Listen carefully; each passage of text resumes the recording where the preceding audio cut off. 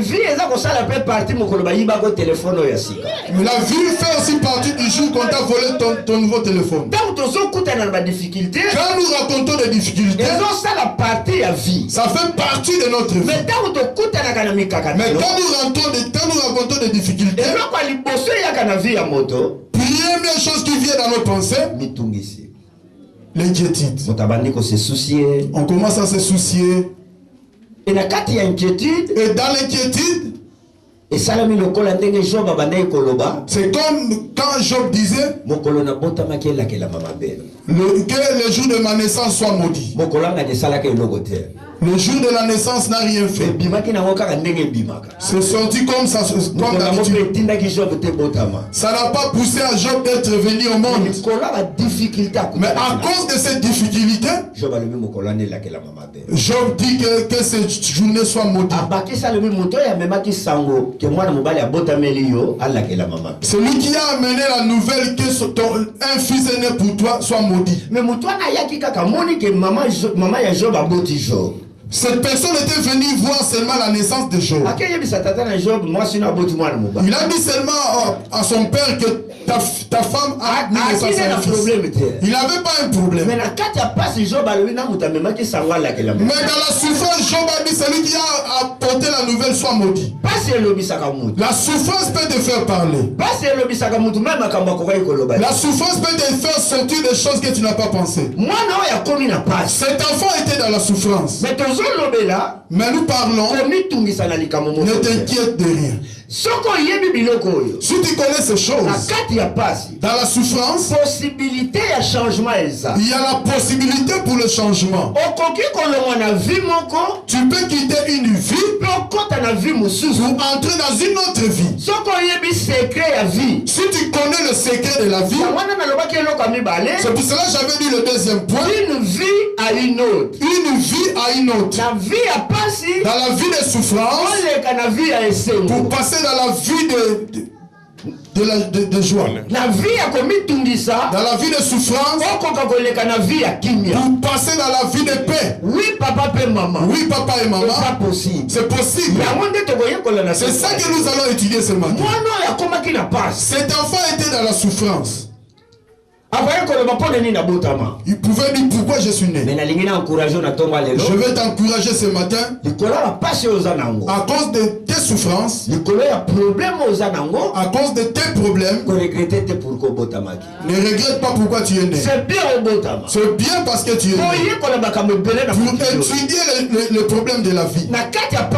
Dans ces souffrances, il pouvait aussi dire c'est fini. Moi, je ne peux plus être dans la joie. Peut-être toi, tu penses parce que tu as perdu quelque chose. Peut-être tu es comme tu es. Tu ne crois jamais un jour tu peux rire. Laisse-moi te dire, c'est pas vrai. Il y a une possibilité pour que tu sois encore dans la joie un jour. Pour être dans la joie un jour. Cet enfant a vécu cela. Il était dans la souffrance. L'enfant d'un grand homme. Il était stropé du pied. Il était, on l'a fait fuir loin du capital. Il était à Lodebar. Lodebar, c'est dans un village. Lui qui était dans le capital, et il est arrivé à Lodebar. Il ne pouvait pas penser qu'un jour il va être comme cela. Mais la Bible ajoute,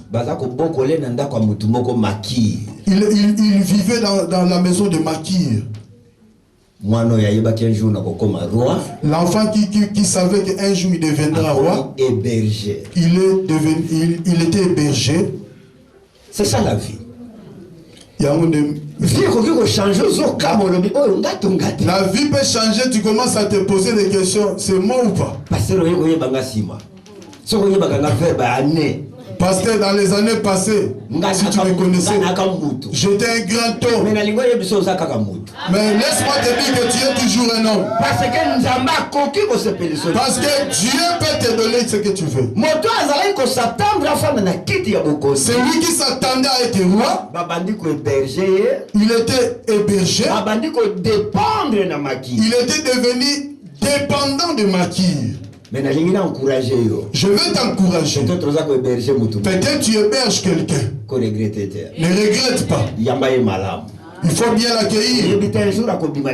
Tu ne sais pas un jour il va sortir de cette étape. Mais Mephibosheth n'était pas pour toujours chez Makir. Parce que la vie, ce n'est pas seulement compliqué. Mais la vie, il faut que tu saches le principe. Quand tu passes le moment difficile, enlève l'inquiétude. Ne pense pas que tu es arrivé à la fin. Cet enfant pouvait dire que c'est fini pour moi. Quand il regarde, il était dans la capitale. Il est maintenant dans le village. Il était dans le palais royal. Il était hébergé dans un village chez Makir. Il pouvait dire c'est fini pour moi.